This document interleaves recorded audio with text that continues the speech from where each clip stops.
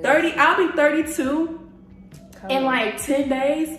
And I am fine with that. I am fine with being 32 and single because I would rather be where I am now in God's timing than to be trying to create my own timeline. And then I'm just going to create a bunch of kids that have to, and that's going to turn into adults and have to then recover from their childhood.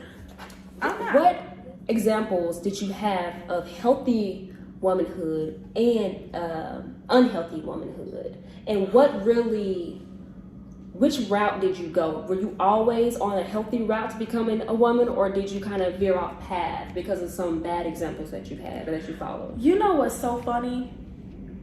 I feel like growing up, I didn't have many great examples of womanhood. Okay. And what's funny about that is that the reason I didn't have great female or feminine examples of womanhood was because the women that I was around were not walking in their relationships with God.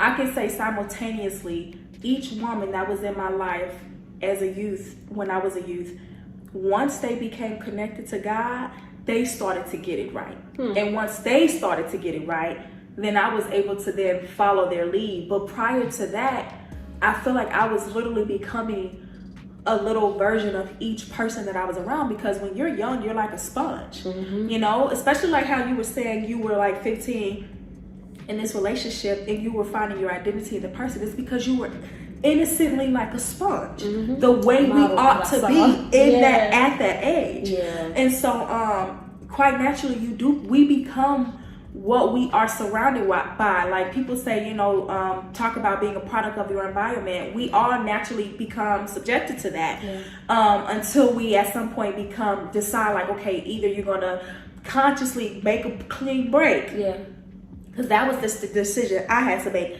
How am I going to consciously make a clean break? Because I realized this is not right. And I was realizing it wasn't right because I was losing friendships. Certain things were just falling apart. Like different things in my life kind of just weren't working out. I'm like, why do I keep losing friends? And I'm not naive to recognize that I'm the common denominator. That's maturity. You had to come to a level of maturity to even understand that.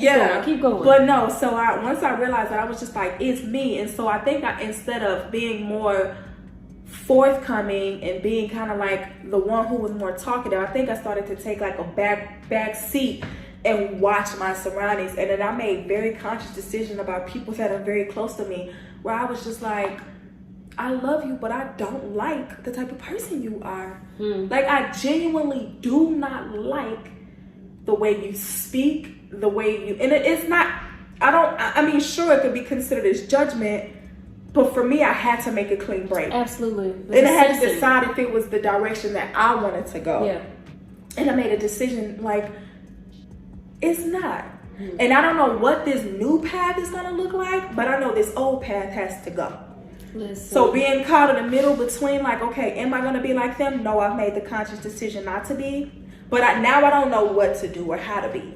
You know what I mean? And I think that is the greatest place to be at, because I know there's so many young women who may be at that junction, at that place in their heart to where it's like, I'm recognizing things that are not working out. One of the things that you identified when you're not following good or healthy womanhood or model, you know, following bad models, is that you saw in your own life that things were breaking down. Chaotic.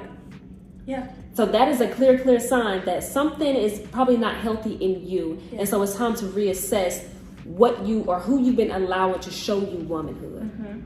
Because a lot of us will look to celebrities, we look to women who are gossipers, we look to women who are money hungry, we look to women who use men. They use their bodies to get what they want. And so when you mimic that, because like you said, at such a young age, that's all you can do. You have to learn what womanhood is, and the best way to do that is looking at an actual woman. But when you mimic those things and you realize that it's not working out for you, you realize that your heart, you're really not satisfied. When you go to home at night and you lay in your room and ain't nobody else there, are you really satisfied? Or do you cringe at the things that you've done or said? Can you honestly say, I'm a good friend? I didn't gossip about such and such. I didn't talk about them behind their back. You know what I'm saying? I actually paid people back if I borrowed something. Like, can you really say that about yourself? And if you can't, if you don't even want to be your own friend, would you want you as a friend in your life? You know what I'm saying? And to add to that, one thing I ask myself all the time is, would I want to marry me? What I want if I was a man, would I want me to be my wife? Like, you know what I'm saying? Yep. So it's just like those questions, and you have to be real honest with yourself. Everybody is not nearly in a headspace to even have those sorts of conversations, because a lot of people go through life blaming everybody else for their transgressions and their problems, and not taking accountability and not being, you know, self-aware. But man, when you have those conversations with yourself, I feel like they do hurt. But the way that the doors open, the sky, like the way the sky opens up as a result of having those real conversations, because you can only really heal yourself. And if you're not real with yourself, one of my greatest friends, one thing she said to me, and it has always stuck with me, she said, the greatest form of disrespect is lying to yourself. Listen.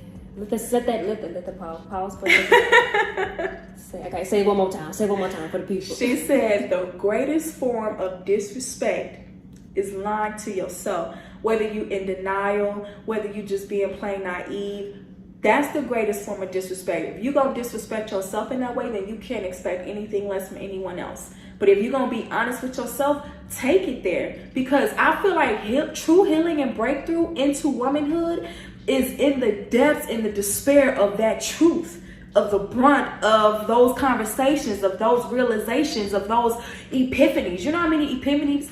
I remember one time years ago having an epiphany, because I used to be scared to sleep in the dark a little bit. I remember one time having an epiphany that was so dark that I remember literally going to bed that night with all the lights out in the room, no nothing, because I remember thinking, like, how can I be afraid of the dark when I'm actually more afraid of what I realized within myself? Like, literally, and from that point on, I was never afraid to sleep in the dark, because I was like, you're so much deep and dark inside. You can't dare be afraid to sleep in the dark. Shut up. Girl, it was a whole breakthrough. So it gets real. It gets very brutally honest, and it can be hurtful. But one thing that has guided me through all of those moments, because it's never been that dark ever since. Like, ever since, it's always progressed, because I'm like, God, let your light so shine within me, so that I can be, you know, like the city on the hill that can't be hidden. Like, let's do it. Absolutely. You know, I want to be that. I know what the word says. I want to be that. Like, and even if I never make it to the best version of it, God, help me to. I want to strive to be there. Yep. I just want to strive. You know, so literally. Breakthrough after breakthrough is really what it takes, I believe, to become not only a woman, but to enter into womanhood. Yeah. So. Yeah. And breakthrough after breakthrough. You said you knew you were in an unhealthy place and you wanted out. So you changed direction. If you was going this way, you changed direction, go this way, but you had no clue of exactly where you were going, what to do, what to look like. And I think that's one of the best places. I always say, when a young woman goes through a broken situation, you're brokenhearted, maybe you went through a breakup, that is the best condition to be in, because it's all crumbled. Your heart is all crumbled. Everything that you've been building your life upon has shattered. Yeah. God can now rebuild the heart that He desires for you to have. Yeah. And so if you're in that place where you're like, if you're like, I don't know where to turn, let me tell you, that's the best place to be in. And God is going to have His way with you if you let Him. Yeah. If you let Him. And let me tell you, it's the best decision you would ever make in your life, okay? Yeah. If you really want to be in womanhood, or grow into the best version, the best woman that you could possibly be on this earth, let God show you, because He created the woman that you are called to be. Yeah. He knows what you need. He knows the people that you need in your life. He knows where you need to live, where you need to go, who you need to connect with, what really, what healing that you need to go through, the depths of your heart. You can never know the depths of your pain. Yeah. You know what I'm saying? And you got to be willing to let go of that hurt for God to rebuild. It's like you can't try to build something new and fresh on like a scorched ground. Like, you absolutely have to be willing and ready to fall apart in order to be built back up. Like, there's no way God can really build on top of things that you haven't even dealt with. You might even think that that's why people, I think, say that they feel like they taking 10 steps forward to get knocked back 16 steps. You gotta go. You gotta be willing to be. It gotta come up out of you like it gotta come up out of you like. Yes. What is it? Gird?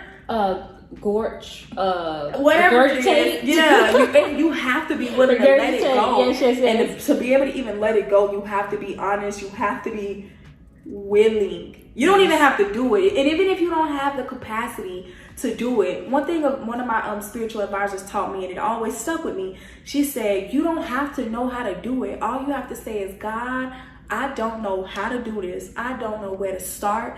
I don't know what to do. I don't know what to say. And that's why they say, like, let go and let God. You let him know where you are. You don't know what to do, but you know that you maybe even want to be removed. You want to change. You want to shift. Say that prayer to God. They always say, be careful what you ask God for, because he going to give it to you. He does. He going to give it to you. Listen. So ask him to release you of those things. Ask him to release those people out of your life. Ask him to show you the way. Ask him to bring people into your life that's going to be that example, that's going to show you the way, that's going to at least get you to the next step. They might not even be there the whole ride, but at least they can get you to that next step. Oh, yes. You know, ask God. Use your words. Words have power. The life and death is in the power of the tongue. A part of ask womanhood. God what to send away, and ask him what you want him to bring to you. And if you don't know what to ask for, say, God, I don't know what to ask for, but you know my heart. Listen. You know where I'm trying to go. You know better than I know, you know. Listen. He's the author and the finisher of our lives, of our faith, of our story. He know. Absolutely. Girl, you know you talking. Girl. You talking right. That's all you. You talking right.